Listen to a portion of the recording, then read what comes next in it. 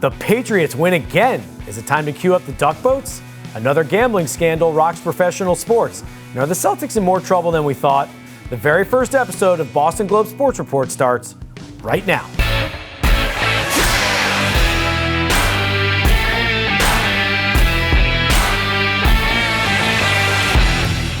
Welcome to the first episode of the Boston Globe Sports Report, a new collaboration between the Globe and Nesson that's going to bring the best sports section in the country from the newspaper to your screen. I'm Ben Volin, and in today's show we're going to be joined by Dan Shaughnessy. We'll bring in Lou Merloni, the Nesson Red Sox analyst, later to talk some Red Sox offseason and the World Series. And then Danielle Dubois will be by at the end of the show to talk about the fan perspective. All right, leading off the show after further review, Dan. Man, another blowout win for the Patriots. This one 32-13 over the hapless Cleveland Browns. The Patriots are 6-2. They've won 5 straight games. They're first place in the AFC East. What is going on? Can you believe how good things are right now for the Patriots, Dan? I do believe it. This is really way ahead of schedule. I mean, some of us had them down for 6, maybe 7 wins. They're already at 6, and they got more than half the schedule to play. And in that half schedule, a lot of those teams are very beatable. Only 2 teams with winning records on the schedule moving forward. So great day in Foxborough yesterday. You're seeing they got the coach, they got the quarterback. The fans are chanting MVP for Drake May. I mean, it doesn't get a lot better than it was yesterday at Foxborough. No, it's all sunshine and unicorns and show ponies down in Foxborough right now. Drake May is playing like an MVP. Dan, I looked up Drake May's stats. Quarterbacks week 1 through 8 all time. Drake May has the 8th highest passer rating ever in NFL history for the first 8 games. He's up there right now with like 2007 Tom Brady, 1999 Kurt Warner, 1984 Dan Marino. I mean, Drake May has had an unbelievable start. Now the only thing is, no, they haven't really been tested. There was that one game against Buffalo, no question. That's a signature win for them, but otherwise they're just beating up on a lot of bad teams. So I'm not quite sure where the Patriots are right now as far as being a Super Bowl contender. But that brings me to my next topic, Dan. This is something that you talk about a lot in your columns. You know, who's going to be the next Boston team that's going to bring Boston their next championship parade? It's crazy to say, but I think it might be the Patriots right now. Yeah, these things never really go the way we think they're going to go. We thought the Celtics were going to have this long window of championships. They got to the finals once, didn't win. They got to the finals again, they did win. Thought, hey, this is going to go on forever. Last year, it all went away. They got beat by the crummy Knicks in the playoffs. Tatum got hurt, and now they're in a gap year. What's going to happen to the Celtics? We don't know. The Bruins, they're down right now. The Red Sox, well, better year this year, and they could get even better next year. But baseball's a tricky one. Making the playoffs is not as big a deal as it used to be. It's 1 out of 12 teams, so they need to pick it up. The Patriots, I'm telling you, in that sport, you can go from not very good into the playoffs, into the Super Bowl in a relatively quick period of time. That's the goal. It's still far-fetched, but maybe they're the next duck boat. Yeah, it is crazy to think that the Celtics, just 6 months ago, were looking like a dynasty, and then Jason Tatum tears his Achilles, and it kind of looks like it's changed everything for them. Now, who knows what the Celtics' future will bring? And meanwhile, the Patriots, not long ago, they're 4-13 in consecutive seasons. No free agent wants to come here. No quarterback play. Empty stands. Fans are booing at home when they win in Week 18. And then here we are, just not even one season removed, and it's an unbelievable feeling down in Foxborough. They're 6-2. They've got the quarterback. They've got the new head coach. Baseball and hockey, Dan, I feel like are sports where a team can kind of come out of nowhere and win a championship. And, the Red Sox did make the playoffs this year. So with a couple additions in the offseason, I do think the Red Sox can get right there to that championship level. Bruins, I'm not so sure about. It's going to be a long season for the Bruins. I know they snapped their 6-game losing streak the other day. Bruins are kind of far off, but the Patriots, they don't have many tough teams, standing in their way. It does look like they're back on that road to maybe competing for a championship again. Well, back in 2001, we weren't going to expect them to win the Super Bowl. Tom Brady was in his second year, really his first year, because he didn't play his first year. So all of a sudden, they're going through the playoffs. They get the tuck game, and then it just all takes off from there. They win the AFC Championship on the road in Pittsburgh. They get to the Super Bowl. They're huge underdogs, 17-point underdogs. They win that game. So anything is possible, as Kevin Garnett said in 2008. Yeah, and not only are the Patriots beating up on these bad teams, but knock on wood, because they haven't been tested, they're staying healthy too. So those are all key markers for a team trying to make a deep run into the playoffs. Okay, moving along now. Let's go to today's hot take. And this is one that maybe seemed absurd in August, but I think most Patriots fans will probably agree with me now. The Patriots do not need to trade for a wide receiver before next Tuesday's trade deadline on November 4th. Now, the Eagles might make A.J. Brown available. The Raiders are dangling Jacoby Myers. but to me, it's pretty clear after 8 games that the Patriots already have more than enough at wide receiver. The Patriots offense, they have a great thing going right now. The last thing they need is to swing a big trade and mess up the vibe in the locker room. The Patriots should look to add at running back and, all 3 levels of the defense, but don't touch the wide receiver room. They've got more than enough. Okay, coming up next, we're going to bring in Lou Merloni to talk about the World Series and the Red Sox offseason. Welcome back to the show, and now we're going to head to the interview. And our very first guest we're going to bring in to talk some baseball is our good friend Lou Merloni, the Red Sox analyst for NESN. Lou, you're on the road with the team for 6 months. Probably a bit of a grind. How you feeling now that the offseason's here for you? Well, first off, it's an honor, right, to be your first guest, so I appreciate that. Now, just sort of relax mode. Watch a little baseball, spend some time with the family. It can be a long season if you go back to mid-February. Yeah, it is a long season for you. I hope you're enjoying it. Let's talk about the baseball you are watching now. World Series, 1-1 now between the Dodgers and the Blue Jays, going to Game 3 now out in L.A. First game, Toronto bats came alive. Game 2, Dodger pitching shut them down. Kind of curious your thoughts. Which game was more indicative of the way you expect the series to go from here on out? I really think it was Game 2. I just think the Dodgers right now, we saw they put their team together in the offseason. We were wondering who was going to beat them. And really the only chance you had is if maybe come October they were all hurt. Well, they're not. And, whether it's Yamamoto and Snell and Glasnow and Ohtani, you have 4 of the top, 15, 20, 10, 20 pitchers in the game that are healthy and throwing the baseball. I give the Blue Jays a ton of credit. I like the way they put their team together. There's some threats on top of the order. There's contact on the bottom of the order. There's veterans in that rotation. I just don't think they have enough to beat this Dodgers team. I will say, though, their bats exploded in that 6th inning in Game 1. And that guy Kirk, man, he's been unbelievable to start this series. I love the way he swings the bat, Lou. We all know why the Dodgers are in the World Series. Man, their team is loaded, pitching, hitting. They are just stacked. They spent a lot of money, and they built a tremendous team. What does the Blue Jays make in the World Series? What does that tell you? What kind of lessons can that give the other 28 teams out there?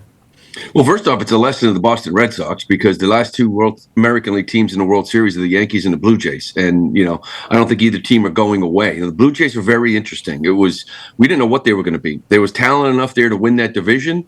There was also a situation where they weren't bringing Vlad back and they could have traded everybody away. To me, the message is simple. You have a great player, you keep him. You had Vlad Guerrero. You signed him. You keep him. You changed the entire vibe of that ball club. And then you went out and you added at the deadline. You got a kid in Louis Varland, high leverage guy. You got Shane Bieber, who's throwing the ball well for you right now. But you also have to develop. You can do both. Your Savage is up here dealing. You can do both. Toronto has been trying to spend. And you kind of hope as a Red Sox fan that this success doesn't get people to accept the money that they're trying to give out. I give Mark Shapiro a lot of credit for going out there and trying to build something and getting to the World Series. Well, Lou, that's a great way to segue into the Red Sox. I'm guessing based on that answer, you think they need to bring Bregman back this offseason. Beyond that, what's that move plus something else you think is the top of the Red Sox list right now? Well, I would say right now when you wake up, you don't have Bregman, you don't have Lucas Giolito, who had a 3.4 ERA. So you need to get the equivalent of both of them on this baseball team this winter just to get even. And then you got to go on top of that. So hopefully Bregman does come back. I don't know about Giolito. You can make that trade, which is what I think they need to do, right? I think they need to trade for that number 2 guy behind Garrett Crochet, bring back Bregman, and then you still have to add. To me, that's not enough. That just sort of gets you to where you were last year. You have a lot of depth in this starting young pitching. I love all of it. I do think you may have to give up 1 or 2 to get that arm that you might need. So you have a good young base. There's no question. Depth is there.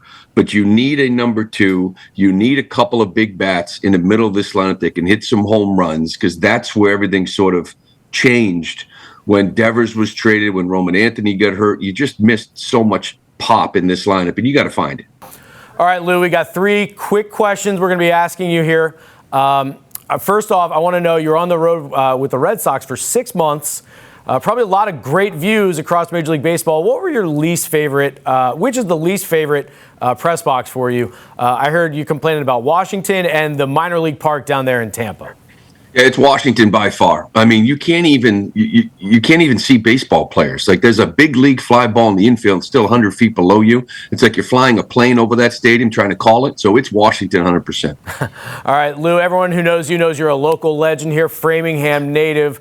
Going back to the olden days, what's your favorite high school baseball memory, Lou?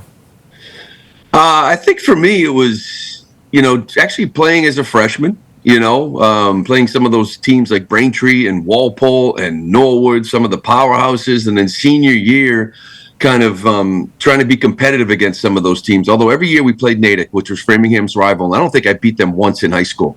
And I'm still not over that. I really don't think I'm over that. But being together with your friends, right? These are my high school buddies. These are the kids I grew up with. They were all on my baseball team. Those are my memories. That's awesome. I can't agree with you more. All right, why don't you leave us here with a World Series prediction, Lou?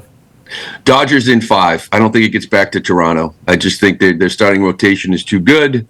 Veterans, they've been there before. I hope it does because I like for a longer series, but I think it's over in 5. All right, great stuff. Lou Merloni, thank you very much. Coming up next, Dan Shaughnessy and I, we're talking about sports gambling.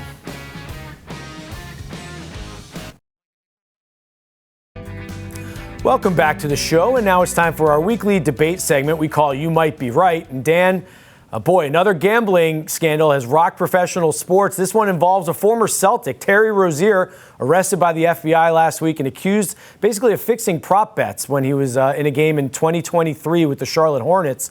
Dan, is this a sign that we've just gone too far with legalized betting and its place in sports and society now?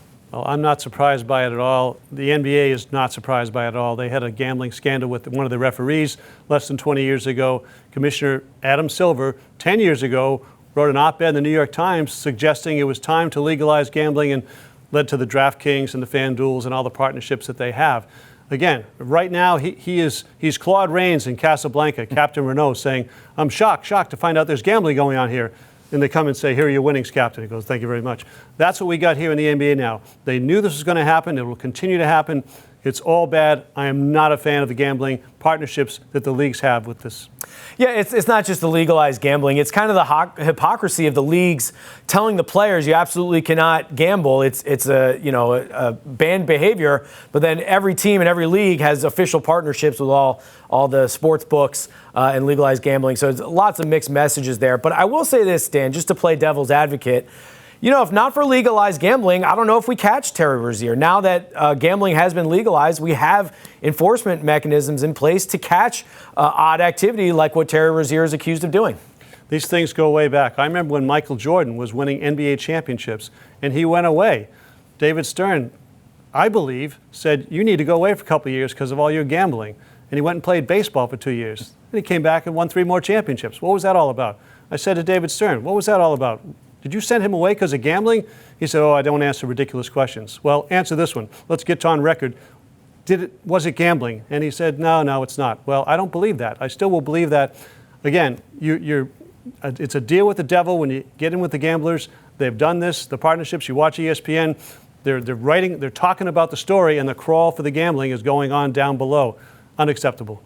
I'm okay, generally speaking, Dan, with legalized sports betting. I do think it's brought, an illegal activity more to the forefront and maybe cleaned up a dirty industry.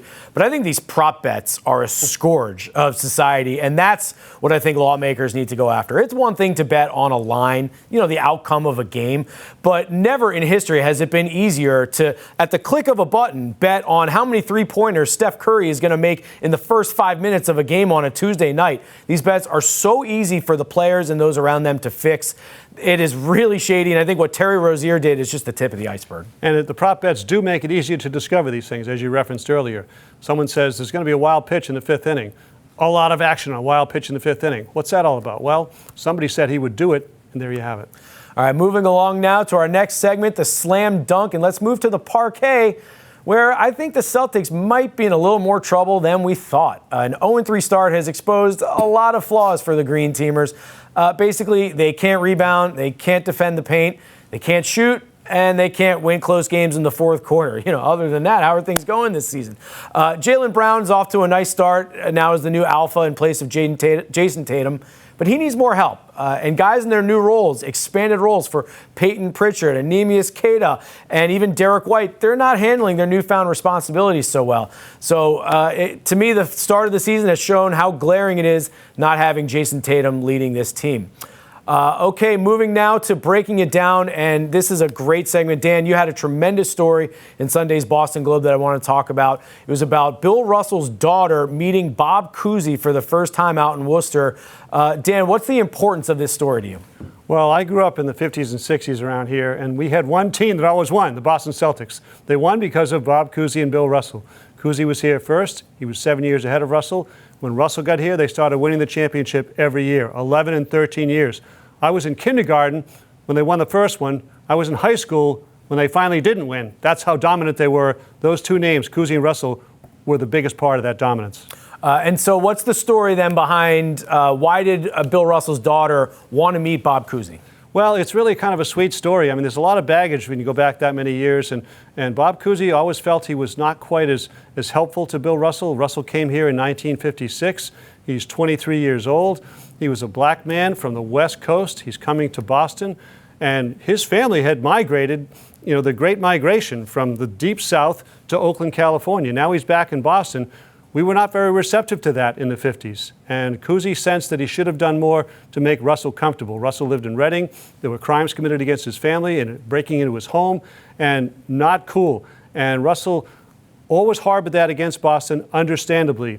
Cousy felt bad about not standing up more for his teammate, and this has carried him to being 97 years old, still thinking about it. So Karen Russell knows about this and told me I'd like to meet Mr. Cousy. So we drove to Worcester eight days ago and had a lovely afternoon, 1 hour at Cousy's house, and she got to see pictures in the bookcases of her mom having a baby shower with Missy Cousy, sponsoring that for Rose Russell, and just how the families were connected at that time. And she told Bill Russell, she told Bob Cousy, Mr. Cousy, do not, be at peace. Do not carry this around forever. It's time to be at peace. The families were close. Don't worry about it. And she says, I want peace for Mr. Cousy, and I feel that, hopefully some of that's been achieved all these years later, part of the Boston Celtic family. And real quick, how did Bob Cousy react to the meeting? I think he feels good about the meeting, and I think that he feels that, maybe he can, put this to bed a little bit as he goes into his 110th year. Amazing. Well, hopefully Mr. Cousy does experience some peace there. Okay, coming up next after the break, Danielle Dubois is coming in. She went out to TD Garden to get some hot takes from you, the fans. And welcome back to the show. And Dan, it's now time for our segment Wicked Loud, where we bring in Danielle Dubois, who went out and talked to the fans last week. Danielle, where'd you go? We went down to TD Garden, and while fans are not too thrilled with the Celtics right now, they are thrilled with the Patriots. So we're going to start off with John, who is very high on Drake May. Drake May's going to win the MVP. Dan, do you think this could happen? No, it's nice of John to say that. And he said that even before the great game that Drake May had yesterday. So good for John, not going to happen. You know what? I think it's a possibility. The MVP is an award that goes to the quarterback on the best team usually. And if that's the Patriots at the end of the year, Drake May is definitely putting up the numbers right now. Now, I should say out of transparency, I am one of the 50 voters who votes for MVP, so I don't want to get too much into that conversation. But when you're putting up top 5 stats, you're definitely in that conversation. However, the MVP usually goes to the quarterback who's playing well in December and January, so still a long way to go for Drake May. Definitely a lot of game left to play. Now we're going to kick it over to Chris, who has a lot to say about Stephon Diggs. Stephon Diggs is the number one Patriots football player. Number one Patriots football player. Ben, really? There's been a lot of good Patriots. Yeah, I don't know if I'd go so far as to call Stephon Diggs the best player on the team, but he's been a terrific addition. He's been catching everything thrown his way this year. I think 42 of 49 targets between him and Drake May. So a very impressive start for Stephon Diggs coming off that ACL. But I don't even think he's their best receiver. It's probably Kayshon Boutte, who's third in the NFL, averaging 18.7 yards per catch. Well, and pay attention out there if you're watching, because Ben Volin is an MVP voter. So if you want to make a bet on it, watch this show and you can know which way he's going at the end of the year. Well, we're going to move it into Saved You a Click, our social media segment. Starting us off, the Browns. The last time they came into Foxborough and won was in 1992. And who was the coach? Bill Belichick, our last friend from the Patriots. I mean, that was a while ago. I mean, we haven't seen the Browns really like that since, have we, Dan? Yes, Danielle, long before you were born, Bill Belichick was coaching the Cleveland Browns. He looked just like he looks in that picture there then and beat them more than once. I was there on New Year's Day in 1995 when the Cleveland Browns, coached by Bill Belichick, beat the Bill Parcells Patriots and Drew Bledsoe in a playoff game. When you're in Cleveland on New Year's Eve, you don't forget a day like that. It happened. Belichick with the Browns beating them twice. Look at a young, svelte Bill Belichick there in that photo. You know who's definitely rooting for the Browns that day was a certain Mike Vrabel, who told us last week he grew up a huge Browns fan, even had a necklace with dog bones on them. So I'm sure Vrabel was rooting for Coach Belichick that day. I'm sure he was. Now, our second social media post this week is the Women's Baseball League that was just announced this past week. There's 4 teams so far in Boston, San Francisco, LA, and New York. Ben, what does this do to the growth of women's sports? It's awesome. It's another opportunity for women to play more sports, to play real hardball. It's a tremendous opportunity. They're putting it in big baseball cities. You got to love this opportunity now for women. It's a great thing. It's inspiring for young girls to see women playing Major League Baseball at their own level. All right, Danielle, thank you very much. Now let's go. We end the show each week with our Hail Marys, some predictions. Dan, why don't you go first? Well, Hail Mary, here's one for you. Don't worry too much about the Celtics. I know they're 0-3. They're not going to go 0-82, okay? They're not going to do that.